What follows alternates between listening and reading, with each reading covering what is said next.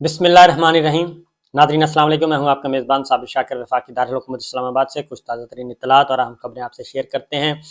इस वक्त पाकिस्तान तहरीक इंसाफ इमरान खान साहब जो हैं वो छाए हुए हैं पाकिस्तान की सियासत में। ये उनके मुखालफिन भी बहुत अच्छी तरह जानते हैं और जो उनके खैर खा और उनके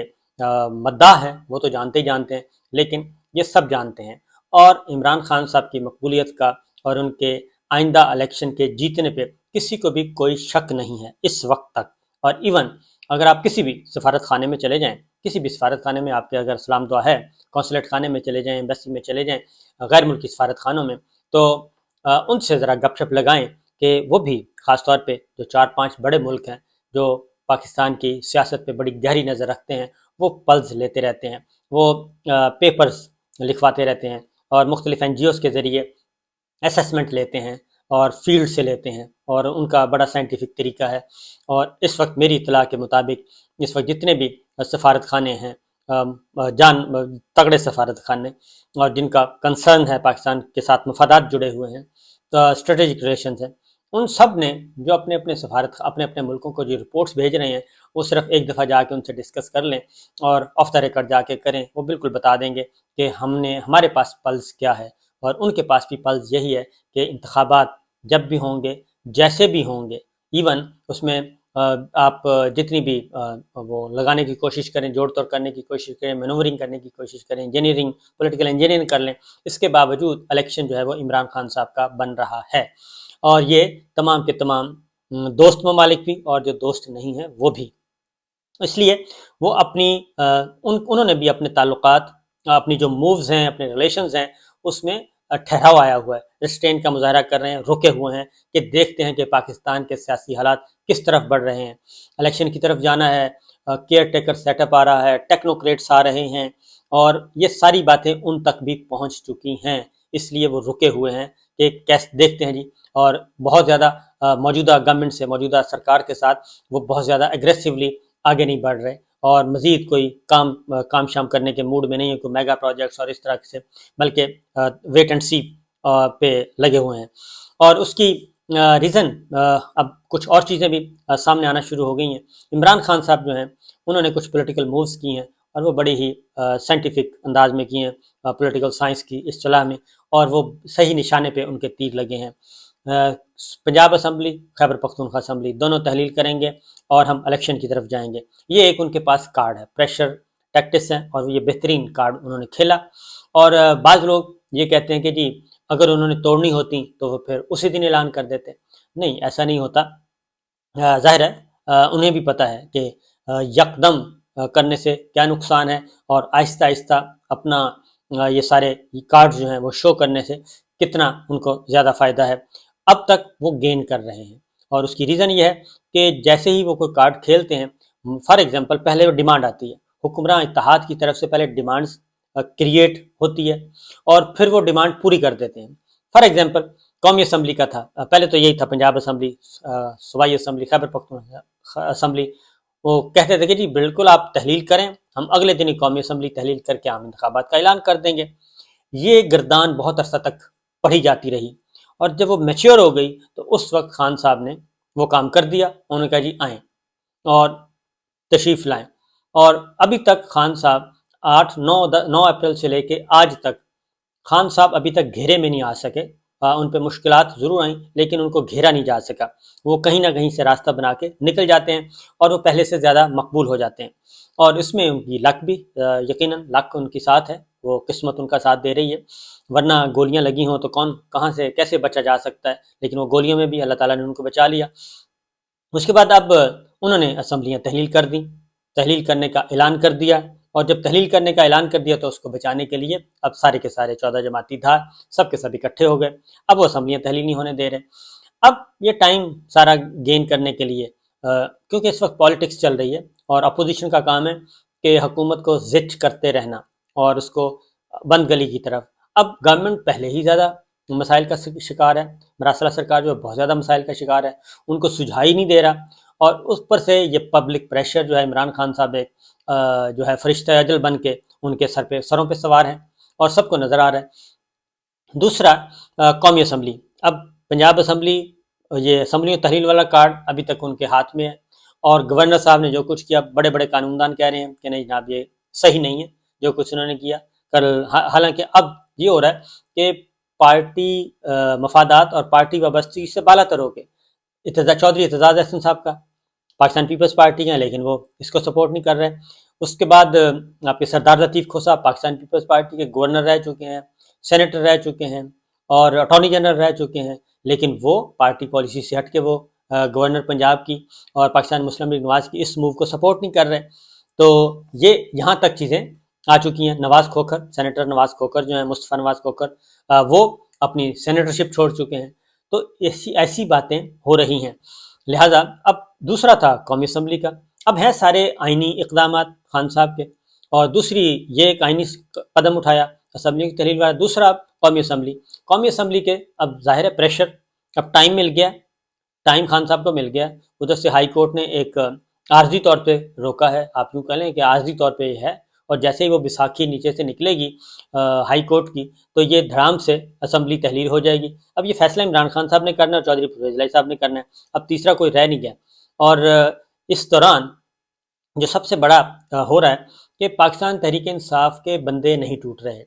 اور یہ پہلا موقع ہے کہ پاکستان تحریک انصاف کے M P As M N As نہیں توڑ، بلکہ اس کے اپوزٹ ہو رہا ہے کہ مسلم لیگ نواز کے جو ایم پی ایز اور ایم این ایز ہیں وہ رابطے کر رہے ہیں کہ جناب ہم بھی آنے کے لیے تیار ہیں۔ پاکستان تحریک انصاف کے پاس موجود ہے جی اسپیس کہ وہ 20-25 لوگوں کو ایڈجسٹ کر سکتے ہیں۔ وہ کیسے ایڈجسٹ کر سکتے ہیں؟ کیونکہ پنجاب میں تو علیم گروپ ترین گروپ وہ فارغ ہو گیا، وہ تو ساری کی ساری سیٹیں آ گئی ہیں واپس، اور دوسرا قومی اسمبلی میں 20-22 جو ہیں منحرف ارکان، ان کو لوٹا کہیں، منحرف ارکان کہیں، فارورڈ بلاک کہیں، جو بھی کہیں، وہ جو بیٹھے ہیں ظاہر ہے وہاں پہ ٹکٹ ان کو نہیں ملنا، اور وہ 20-25 حلقے جو ہیں وہ پاکستان تحریک انصاف کے پاس موجود ہیں، وہاں پہ وہ لوگوں کو، دوسری جماعت کے لوگوں کو، پنجاب میں ہیں تو ظاہر ہے پی ایم ایل این ہے، ان کو ایڈجسٹ کر سکتے ہیں، اور اگر کوئی آتا ہے ان حلقوں کے ایم این ایز جو ہیں 20-22 حلقوں کے ایم این ایز اگر مسلم لیگ نواز کے پاکستان تحریک انصاف کے ساتھ رابطہ کرتے ہیں اور کہتے ہیں کہ جناب یہ حلقے ہمیں دے دیں اور ہم آپ کے ساتھ آتے ہیں، تو اس کے بعد پیچھے باقی کیا بچتا ہے؟ وہ وہاں پہ موجود ہے گنجائش، پاکستان تحریک انصاف کے جو لوٹے ہو چکے ان کے بھی فارغ۔ تو اسی طریقے سے ایم پی ایز بھی ہیں، کیونکہ ہاٹ کیک ہے، ابھی تک کوئی بھی ہاٹ کیک سے اس ہاٹ کیک سے کوئی انکاری نہیں ہے، اور یہ دل سے لوگوں کی آواز نکلتی ہے کہ جناب جیتنا تو عمران خان صاحب نے ہے، اس لیے اس کو اپوزٹ ہو رہا ہے۔ اب قومی اسمبلی کی، اب ایک طرف تو 2 صوبائی اسمبلی ہیں، اب قومی اسمبلی کے استعفوں کا معاملہ ہے، وہ بھی ایک کانسٹیٹیوشنل سٹیپ ہے، لیکن اس کو بھی تسلیم نہیں کیا جا رہا، اور اسپیکر اب اس پہ بھی پیچھے ہیں۔ چیف وہیپ ہیں عامر ڈوگر، انہوں نے اسپیکر سے رابطہ کیا راجہ پرویز اشرف صاحب سے، راجہ پرویز اشرف صاحب نے کہا کہ میں تو لاڑکانہ میں ہوں اور میں واپس آتا ہوں تو ملاقات کرتے ہیں اور پھر ہم پروسیجر اختیار کیا جائے گا۔ اب ان کے پاس وہ پروسیجرل جو ہے پروسیجرل ورک کی وجہ سے اور اس ضابطہ کار کی وجہ سے بہت زیادہ ان کے پاس انہوں نے وہ سپیس لی ہوئی ہے،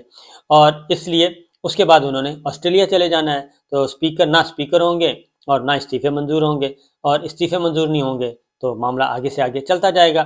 اب یہ استعفے جو ہیں ان کی کوشش یہ ہے کہ یہ استعفوں کو لے کے جایا جائے، جون تک لے جائیں جی، بجٹ تک لے جائیں، اور اس کے بعد بجٹ سیشن شروع ہو جائے گا، اور اس کے بعد پھر الیکشن کا تبل بچ جائے گا، لہٰذا الیکشن ہوں گے اکتوبر میں، اور الیکشن اکتوبر میں کروائے جائیں گے، پارلیمنٹ اپنی مدت پوری کر لے گی۔ اب یہ ایک ایسا کارڈ ہے، اس کے بعد اب یہ چیزیں واپس جائیں گی سپریم کورٹ کی طرف، اور سپریم کورٹ کی طرف جائیں گی تو پھر وہی بات ہے، تو یہ استعفوں کا معاملہ بھی سپریم کورٹ جا رہا ہے۔ تو اسپیکر صاحب آگے اور ایم این ایز جو ہیں استعفے دینے والے وہ پیچھے ہیں، 100 ارکان جمع ہو چکے تھے اسلام آباد میں، لیکن اب وہ معاملہ وہیں رک گیا ہے۔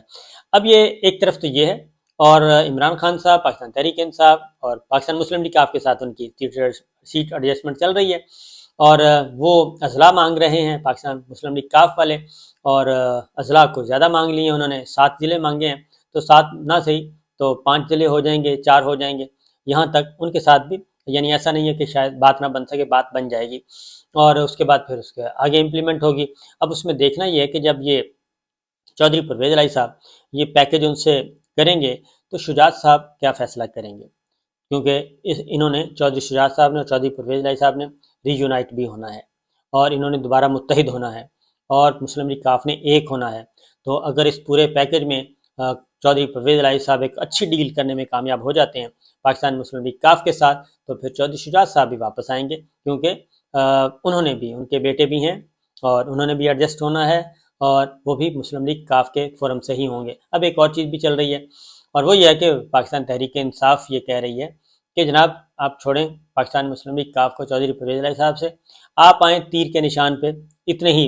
आएँ, आप अपने बंदे नॉमिनेट करें और हम आपको पीटीआई के टिकट पे इलेक्शन लड़ें, मुनिस भी लड़े, परवेज इलाही साहब भी लड़ें, हुसैन इलाही भी लड़ें, बाकी भी पीटीआई के इलेक्शन पे लड़ें और जितनी सीटें आप कहते हैं जी आपको मिल जाएंगी। इसमें कोई नहीं है, जिन हलकों में आप कहते हैं वहाँ पे हम कर लेते हैं। तो यहाँ तक चीज़ें बढ़ रही हैं, लेकिन चीज़ें आगे आगे हैं और हमारे पाकिस्तान तहरीक इंसाफ वाले तो दूसरी जानिब हमारी सिक्योरिटी की सूरत हाल है वो ज़रूर डिस्कस करनी चाहिए। सिक्योरिटी सिचुएशन बहुत ख़राब है और सोचने की बात यह है कि 9 अप्रैल को तो सब कुछ ठीक था, 10 अप्रैल तक सब कुछ ठीक था। उससे पहले 23 मार्च को हमारे यहाँ OIC हुई, इस्लामी ममालिक की तंजीम की बहुत बड़ी कॉन्फ्रेंस हुई, सरबराहान और वज़राए ख़ारजा तक तशरीफ़ लाए, 23 मार्च की हमारी खुशियों में भी शरीक हुए। तो उस वक्त तक तो सारी चीज़ें ठीक थीं और उसके बाद भी ठीक थीं। तो फिर आखिर ये 9 माह में हुआ क्या है, 8-9 माह में हु इज़ रिस्पॉन्सिबल, कौन जिम्मेदार है इसका, और ये किसने ये आंखें बंद किए रखी 8-9 माह कि जो कुछ होता है होता रहे और ये सारे के सारे जो मिलिटेंट्स हैं, अस्क्रियत पसंद हैं, दहशतगर्द हैं, वो दोबारा से ज़िंदा हों, बलूचिस्तान में भी ज़िंदा हो गए, खैबर पख्तूनख्वा में भी ज़िंदा हो गए, कराची में भी ज़िंदा हो गए। इन सब को दोबारा एक नई ज़िंदगी किसने दी और क्यों दी और आंखें बंद क्यों रखी गईं, बाकी बातें इंशाअल्लाह अगली वीडियो में बताऊंगा। चीज़ें हकीकत तो यही है कि इसमें तो फिर जवाब देना पड़ेगा जाने वालों को। इजाज़त दीजिए, अल्लाह हाफ़िज़।